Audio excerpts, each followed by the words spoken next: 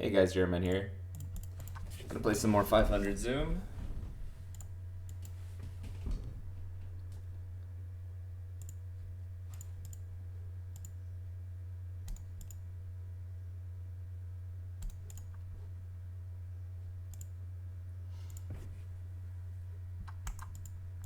This pool looks pretty healthy, so I think I'll be able to get a full video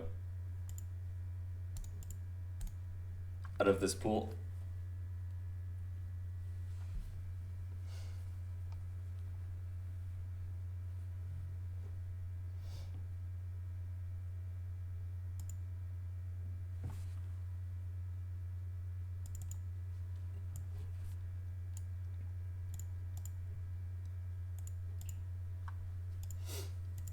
If we can get a 5-10 going, I will add that in. Either also or instead of one of these tables.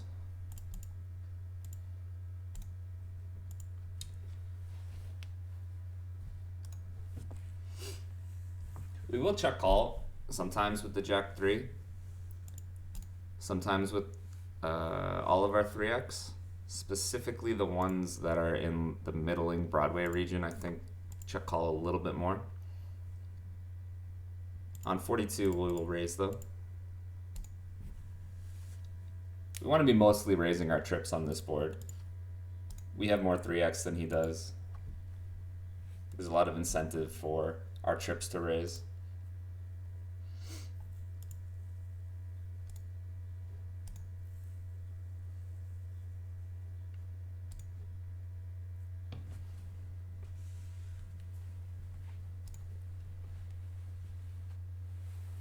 This video is going to be like one of the first videos that I recorded because you're going to hear me drinking coffee.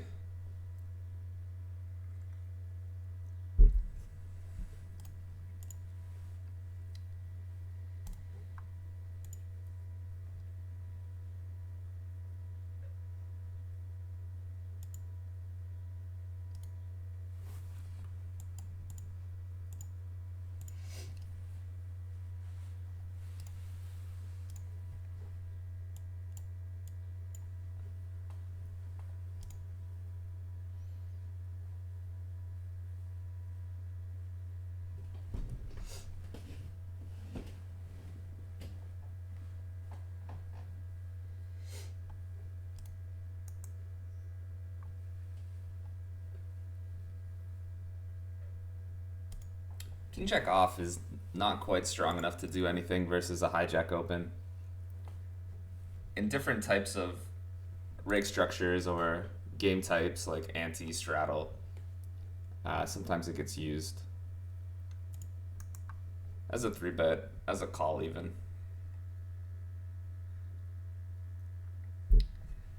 I'm pretty sure in tournaments you would not fold King Jack off there. Jack 7 off is going to do all three. Fold sometimes, raise sometimes, call sometimes. It's not super important what you do, to be honest. These like fringe edge cases pre-flop are not the most important thing to worry about.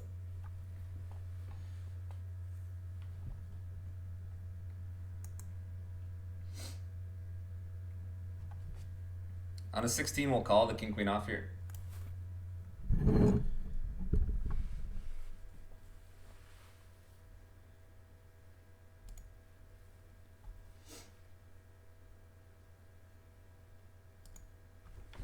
The other option, of course, being to 3-bet the king queen off, which we're going to be doing versus cutoff more often than not, but sometimes we want to call. Also, in this case, there is a fun player in the big blind who leads this board, and we're going to call. I don't want to give him the opportunity to do something crazy like jam over our raise or something like that when we have a really nice hand that has 2 overs versus his 10x leads, his 9x leads, and also can hit the nuts here. And now we're going to bet a size that a 10 is going to continue. So not too big. I'm not super concerned about the portion of his range that has a high equity draw, in the sense that I don't want to bet super large just to isolate myself versus very good draws or folds.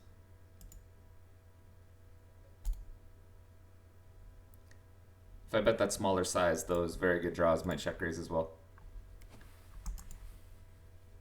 I'd rather get the maximum amount from his 10x and a hand like maybe 9-7, 9-8, a hand like 10-5 suited.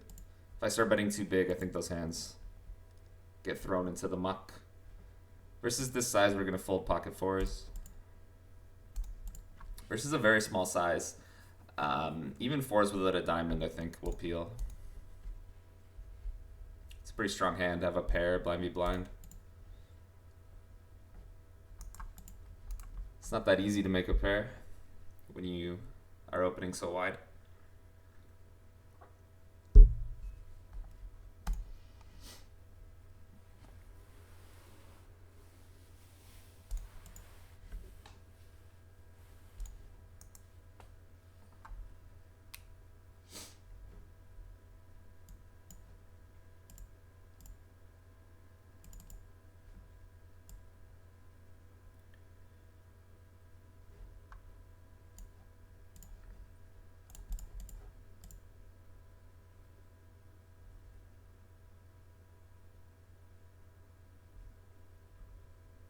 I'm gonna check back here on table 2.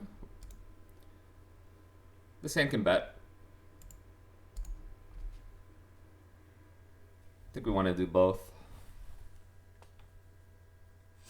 The turn's really close. In these positions, I think it's still a call on the turn.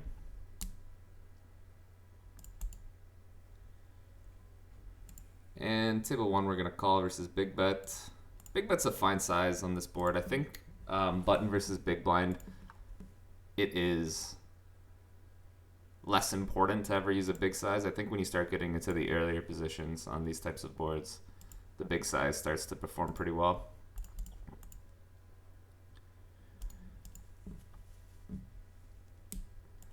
I think there potentially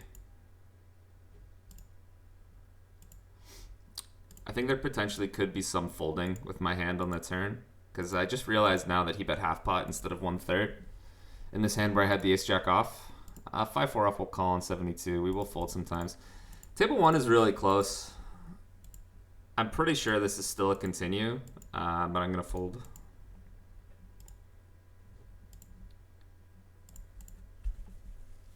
In table 2 on a 9, on a low number, meaning that we would take the most passive action, I'm going to check back 5-4. I think we do want to have some checkbacks with some 2 pairs here. I think maybe 8-4 checks back more than 5-4, because 5-4 we're not blocking his 8x, which could raise us, which will continue obviously. But on a 9, I don't mind checking it back. Turn is interesting now. What size should I use? I think I want to use just this size. I don't think I want to play over better check here. I think I want to be able to bet hands like ace 9, ace 10, ace jack off. Table 1 we roll a check. This hand will bet. It's just such a garbage hand as well. We'll be playing big better check on this board though, so we have to be careful. We don't just bet everything. And also it has 2 spades, which is very bad here. Just blocking all the types of hands that he could fold. And we're going to call table 2. Call and likely fold river. It's a weird spot. Very weird spot. And then on table 1, I think we can bet now. I think this hand actually mainly bets. I could be wrong on that. We're definitely going to bluff river though.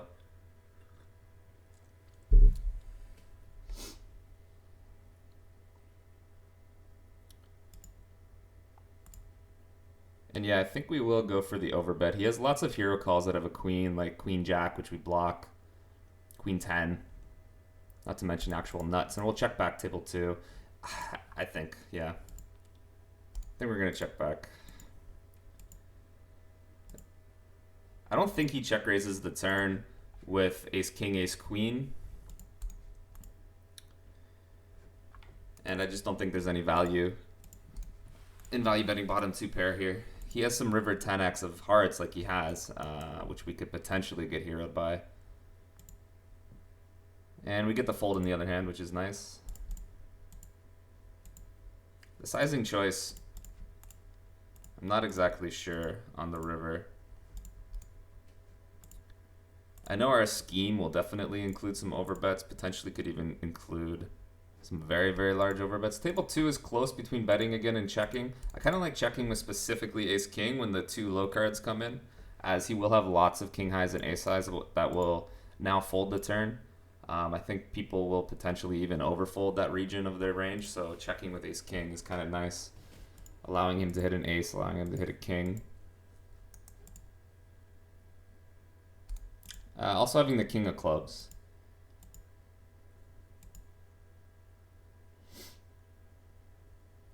And not having a spade. Yeah, size is fine. He has some flushes that want to take this size. He doesn't have many queen X, but when we're thinking about which ace king to call, I think having the king or ace is of spades is strictly better here, because I don't think he's bluffing king highs or ace highs. Calling the no spade one is maybe still a thing though, because again, I don't think he's bluffing king highs or ace highs.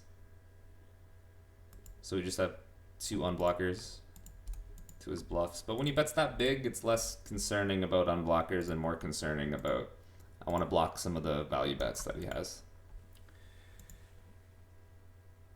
But basically what I'm saying is that it's still a candidate to call. And now having the king of clubs is actually okay, because we block one combo of king 4 suited at least, which would float the flop. That's the only combo of king 4 suited that would float the flop, which is king 4 of clubs.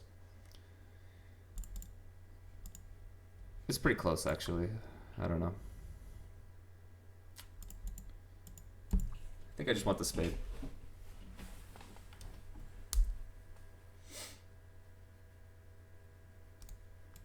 Table 2, we're going to fold versus a big bet despite the fact that we have the 4 of hearts. This player plays big bet or check on these boards, on every board. I've never seen him bet a third. So if we face a bet, we're going to be folding. And yeah, if he checks back, there is some incentive for our hand to bet. Especially on table 1, we're just going to check with sixes, try to get the showdown. There's some incentive for us to bet. If we're splitting here, this type of hand would, of course, go into the 1/3 range. The incentive to bet is, of course, strictly for protection, as we can be counterfeited by a 5 or a 10, which is what happened. And now I think we bluff. We bluff 4s, 3s, 2s, and we'd be careful with everything else. So like jack high, we wouldn't bluff, but we bluff these. And I think we do go for an overbet with our 8x.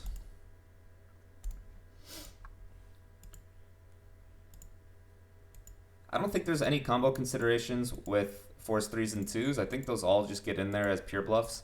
And then we have to be very careful with everything else that isn't 4s, 3s, or 2s.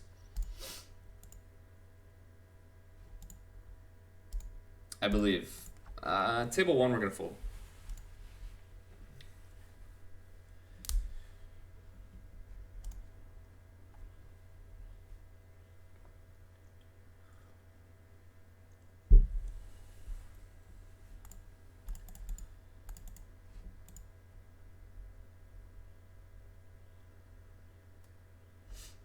And I like the overbet size. I like the small overbet size, as we don't really have any other hand class besides an 8 or a 10 or maybe ace high that wants to bet. So maybe there's a small amount of blocking for our ace highs, but it seems a little ambitious, maybe even a little unnecessary.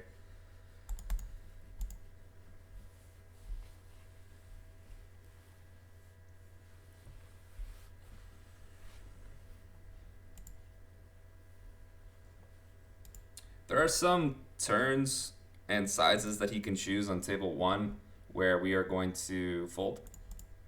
Not that one though. In table 2 versus large bet, I think it's super close with the 5 of clubs. I think we're gonna fold. This one might be a mistake, actually. This one might be a mistake. I mean, it might be a mistake in the sense that it might be a pure call. I think it's really close between a pure call and a mix.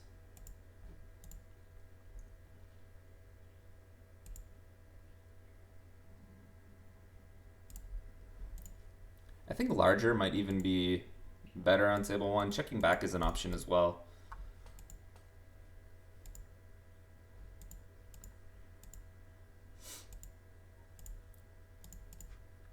Yeah, actually, I think betting half would have been better with the jack ten of hearts here.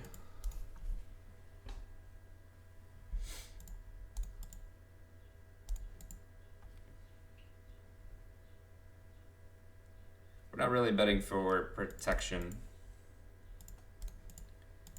Even though a lot of his range really struggles against any bet size. Like, he has a lot of inelastic folds. But then again, he also has a lot of elastic hands because he does, in these positions, have a decent amount of offsuit broadways with one heart.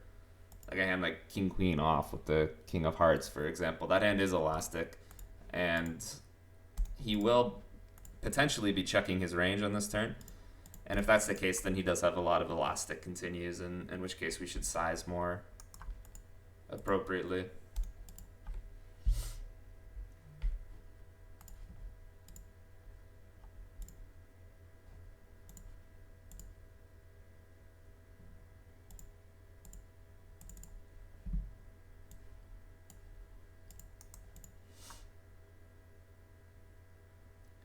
Table 2, our hand can bet, our hand can check. Definitely want to do both. I think we're mainly checking, sometimes betting with queen 6, and then with queen 6 of hearts, we bet slightly more often. Queen 6 at the back door, I mean.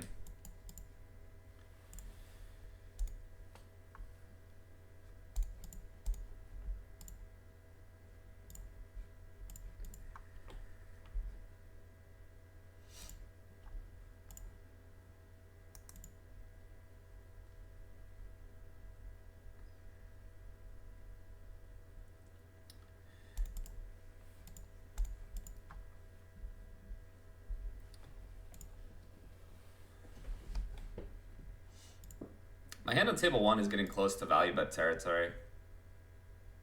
Versus this player, I'm going to check it back, though.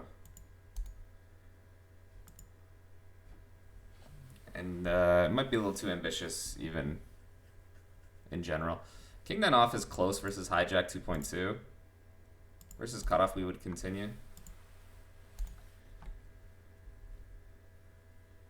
That darn rake really makes us call a lot tighter than we want to.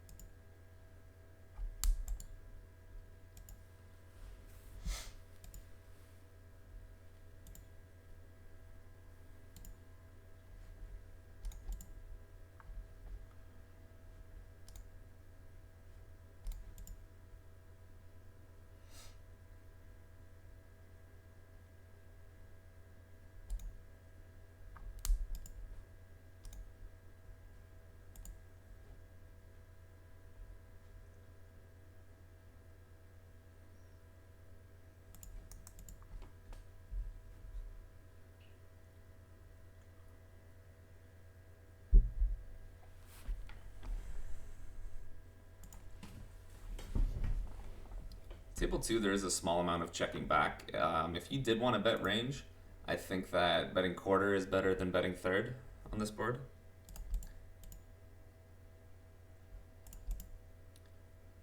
Table 1 versus button, you have to be less careful.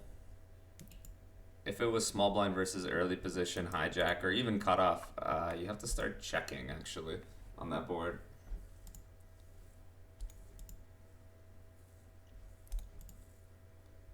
Or at least be more cautious.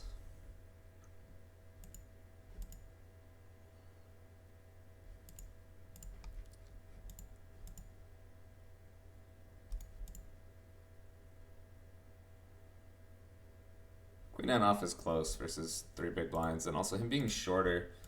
I'm not exactly sure how much that influences how much that hand would continue.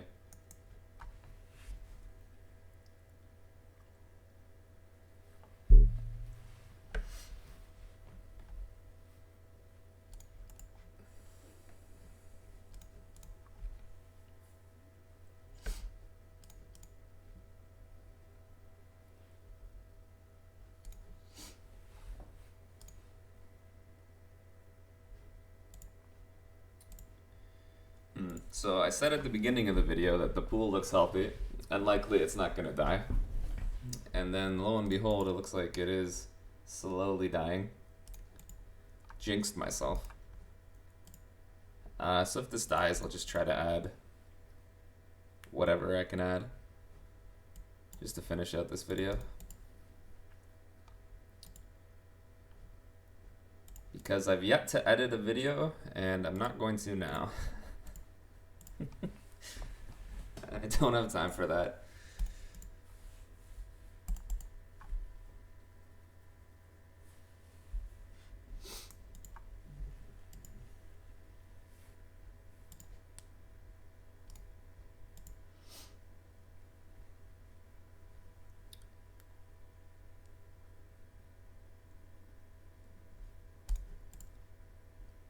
It's a board where we should face a lot of check raising from the cutoff. There's a lot of incentive for a huge portion of his range to raise this board, as we have a lot of strong to medium strong hands to pay off his very strong hands, to pay off his strong hands, and then we also are essentially range betting this board. Being deeper, I like 4-betting King Jack off a little bit less, and I like calling it also a little bit less, but on 99 we're still going to call versus that size. And table 2 with the backdoor we're going to call. Without the backdoor I think we fold. It's already close. He went to a bit of a larger raise size as well. This hand will become a bluff, I think, on a lot of different runouts if he ever checks.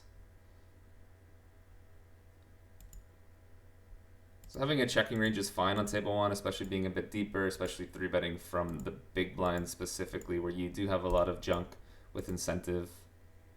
And we're going to fold on table 2.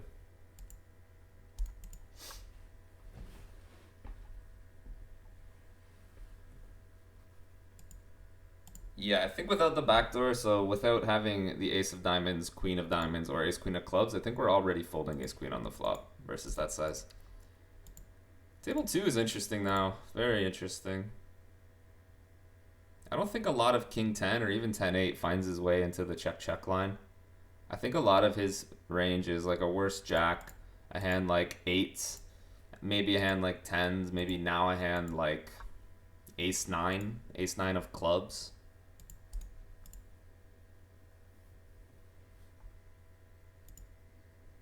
I don't think there's much ace king in his range either, or hearts. However, we got to get called by a worse hand, so. And if he did have a flush, it would be likely 9x of hearts. Yeah, I think without the king of hearts, we are supposed to check this back. And this seems super nitty, and I guess it is.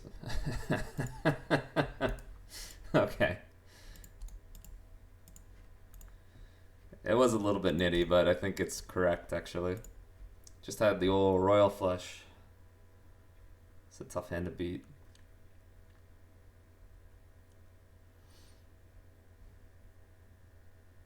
Doing a lot of betting on table 2. Not betting range, though. This hand, I think, really performs better as a bet. It can't check call, it can't check raise. Check folding, it seems kind of unhealthy. It just feels bad to check fold that hand. Maybe it can check raise low frequency, I don't know.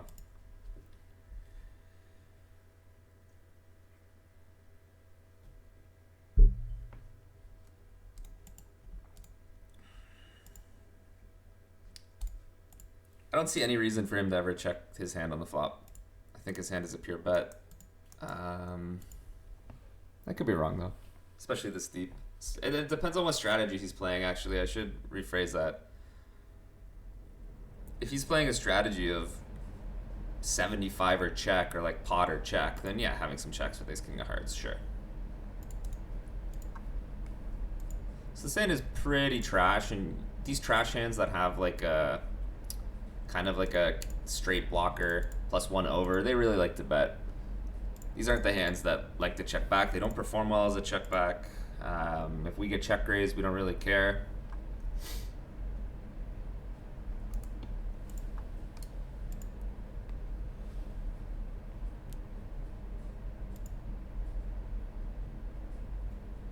So we pick up a straight draw on the flush completing turn.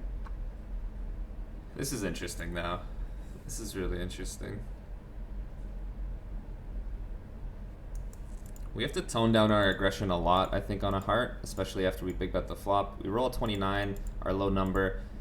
I could be convinced that this hand wants to bet more than it checks. Again, kind of having similar properties, and also, you know, we want some bluffs when hearts run out.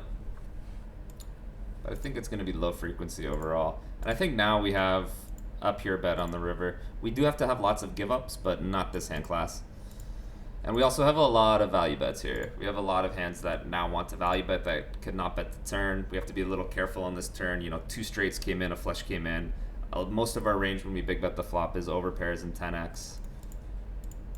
Which now on the river, on a river deuce brick, after it goes check, check, turn, he checks river, I think all over pairs can now bet, and strong 10x can now bet. Maybe the 10x needs like a heart blocker, and the over pairs do not, because the over pairs don't block a 10 to get called. Although really, he should be mostly blocking his 10x on the river. When he checks the river, he's supposed to just have some made hands, and then he has to choose which hands to fold, which hands to call. I don't think he's ever supposed to check the river with a hand that has no showdown value. Whether or not that's how it actually goes, I doubt that's how it actually goes.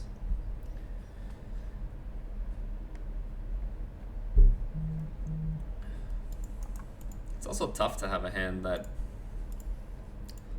like, after we check back the turn, even though we still have lots of over pairs and 10x and stuff, most of our range is just garbage like I have.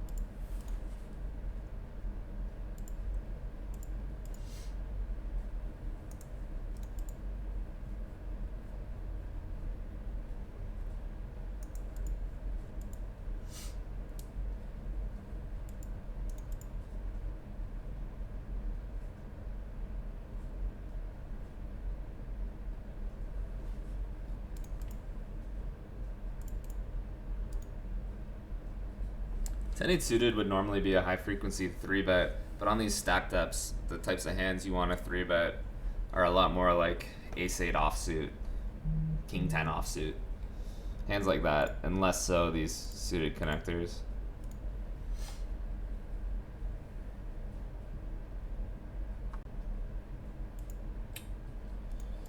The pool will be dying.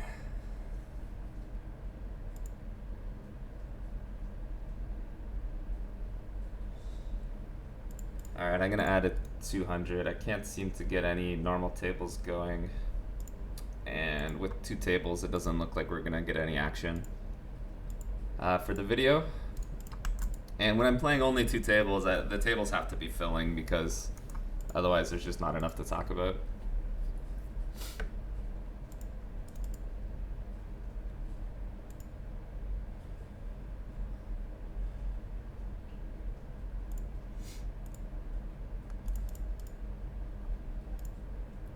We're gonna do both on table 1. This hand will mix relatively evenly. It has 2 overs. We have over pairs, he doesn't. Definitely can't just start mashing it all the time though. Definitely need to roll for some checkbacks.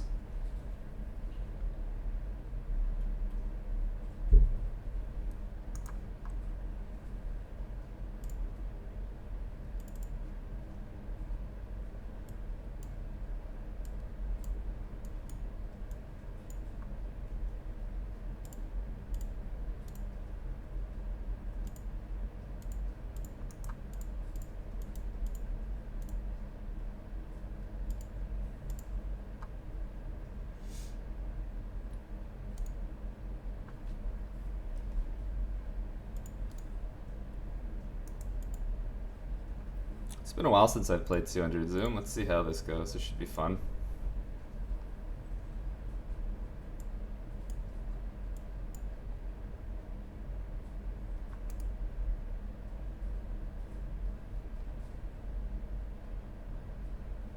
On a 99, we're going to bet the Jack 10 off here.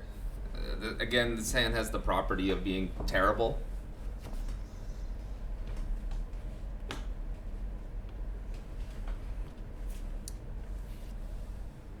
So he does float some 10x of hard hands on the flop, but not that many. 10, 8, 10, 7. Yeah, I guess he does. No, he does have some. Queen 10 that didn't 3-bet, King 10 that didn't 3-bet. I think we barrel for half here, as I think we want to bet hands that aren't an ace. I think betting this size allows us to bet 9s, 10s, jacks, queens, which we really want to bet.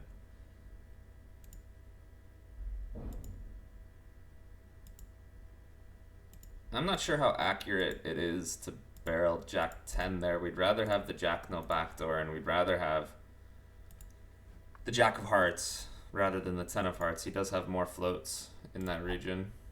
So versus a 3 big blind open, I'm more inclined to 3-bet more often than I am versus a smaller open when I'm in the blinds. When I'm in the big blind specifically, I mean. This one is going to 3-bet or call on table 1.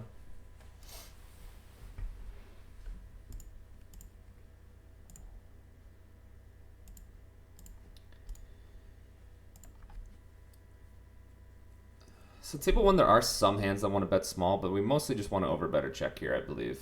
And on a 6, we are going to check. I think check raising is okay. If he bets normal size, which again, I believe this player will, if he bets. So we block ace 9, we block ace queen.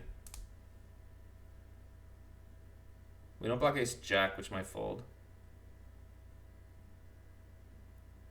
We don't really block any of his king X. We don't have any showdown value, but we're not allowed to just bluff everything here in this spot. We have to be careful. We're the ones who called pre-flop. He chose which hands to open, and we kind of didn't. We got forced into calling some hands we don't really want to play. So our range naturally is going to perform worse in the lines where we check down to the river, because naturally he just has better hands. Even the hands that check back are going to be a lot better than the hands that we check to the river.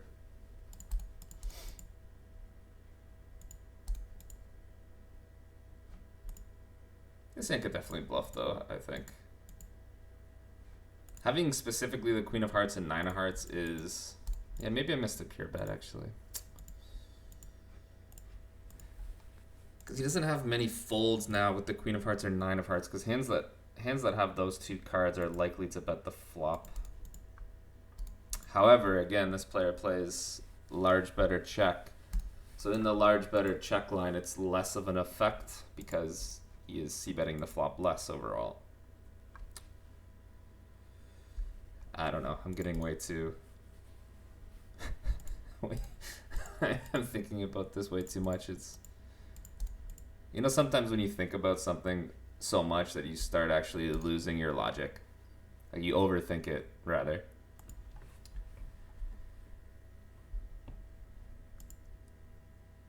Yeah, definitely a spot where the small blind has to check no matter what size he chooses. Most of his checking range is built around ace-5 of spades, hands like that. Just pure give-ups. And then those are the hands that check more than frequency. And then he puts in some hands to quote-unquote balance out that range. Like, mainly anyways. Like that concept I just said is really not really a thing. I said really, not really. It's not really a thing. But in this case, I think that's a good way to conceptualize the spot. Do we ever double check back a queen? Because if we do, I'm supposed to. I don't hate it. I don't hate double checking back a queen here.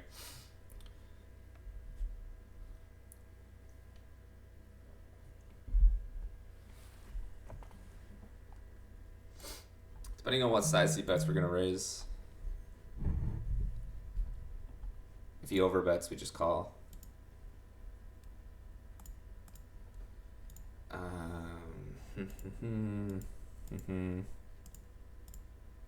So yeah, I think we have a non-all-in size, and then we have an all-in size on the river.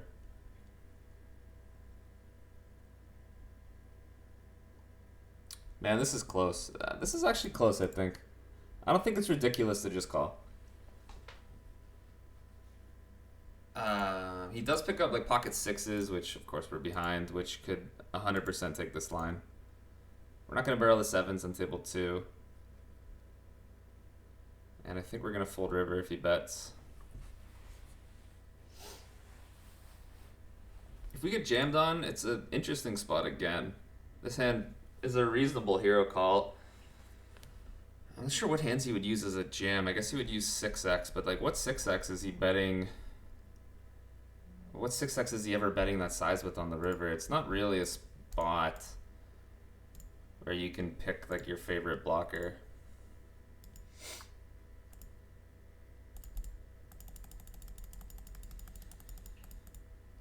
I might have overplayed my hand as well on the river.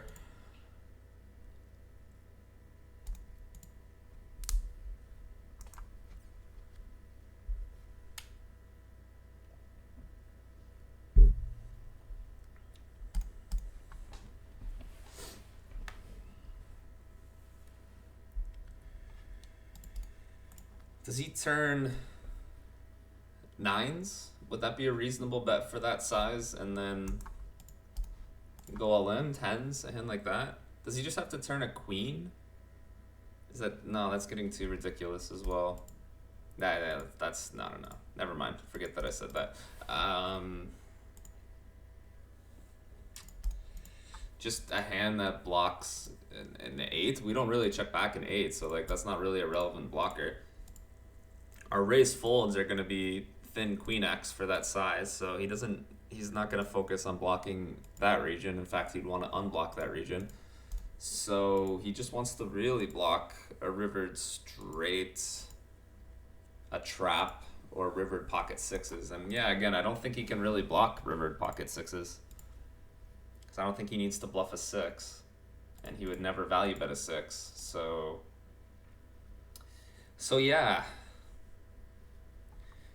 Pick your poison here on table 2. You can do whatever the heck you want. I think on these boards that are so insanely good for you, you can even split the board. The weaker your opposition is, the more I would be inclined to split the board. Use multiple sizes. Again, pick your poison here on table 2. Can overbet. This hand, I think, wants to just bet normal. You get a little bit too thin when you start big bet overbetting this hand on the turn a little bit. But again, you're in such a good spot as he basically is not allowed to raise you. River's close now. I think we'll bet. We block king 9.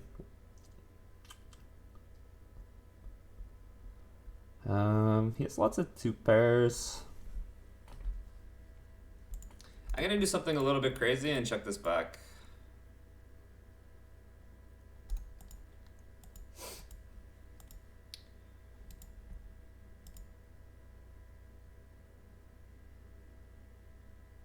With the king of hearts and 8 of diamonds, we are going to bet on a 75 on table 1. We do a decent amount of checking on this board. We're not super afraid of the 2x, as there isn't really a large 2x range of symmetry pre-flop. Another way of saying that is he doesn't have that many 2x. But just king high as a hand class doesn't want to do a lot of betting on this board. Not a lot of incentive for king high to bet. However, with the heart blocker and the 8 of diamonds blocker, I think there is some incentive to bet. We still want him to fold.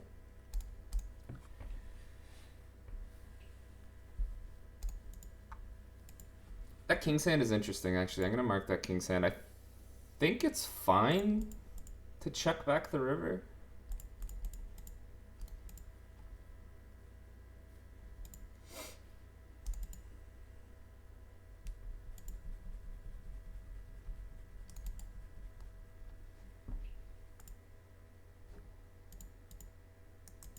Yeah, I think it's fine. Oh, it looks like the...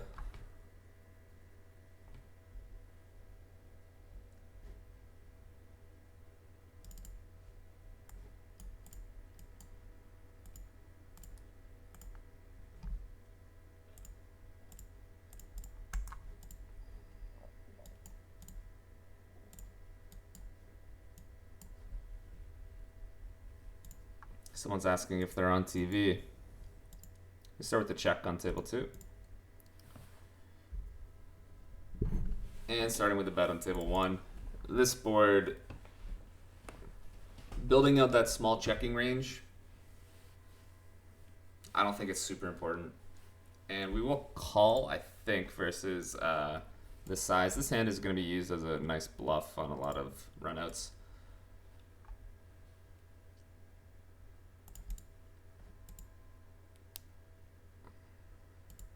What a weird spot here on table 2. We're going to continue. I of course don't know who this player is. Facing the large bet is not super appealing when he bet into 3 people. Or 2 other people rather, and now we fold on the jack. I'm actually going to wrap this video up here once we sit out on my big blind. Do we use this as a bluff on the river, or do we bet it now? I think betting this hand now for 1/3 actually performs better than checking it back and trying to bluff the river, even though I don't think this is necessarily approved on a 9. We roll an 83, so we're going to call here on table 2. Folding or calling versus the 3-bet.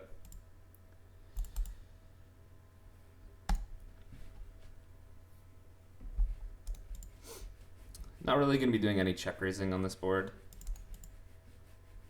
We have 5-4, we have 6-5, we have... versus this size, actually, we could do some check raising.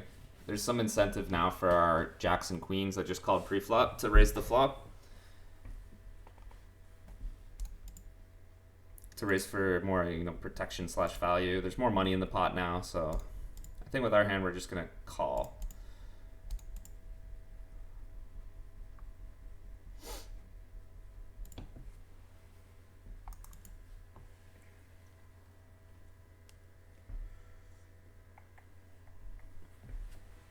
Obviously, there's a small combo consideration with pocket 6s in blocking 6-5 suited double or blocking it single.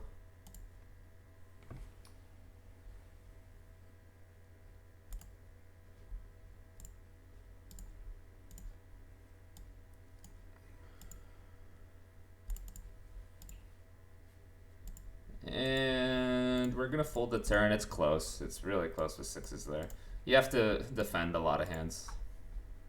A lot of uncomfortable calls in that spot. You're in a pretty terrible spot. On bricks, he gets to barrel a lot. Not going to play any raising on table 1, even though there exists a small raising range built around pocket 5s.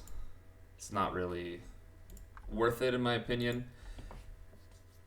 Turn, I'm kind of lost now.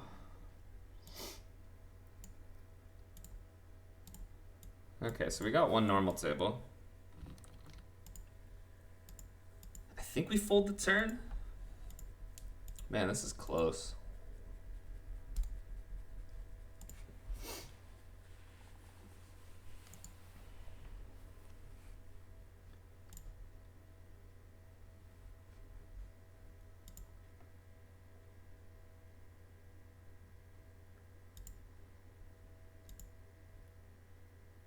Anyways, guys, I'm going to wrap this video up, and I'm going to keep recording though. So the video after this one, which I'm not sure when I'll post it on YouTube, will just have me continuing playing this session. So yeah, that's it for this one. I'll see you in the next one. Take care.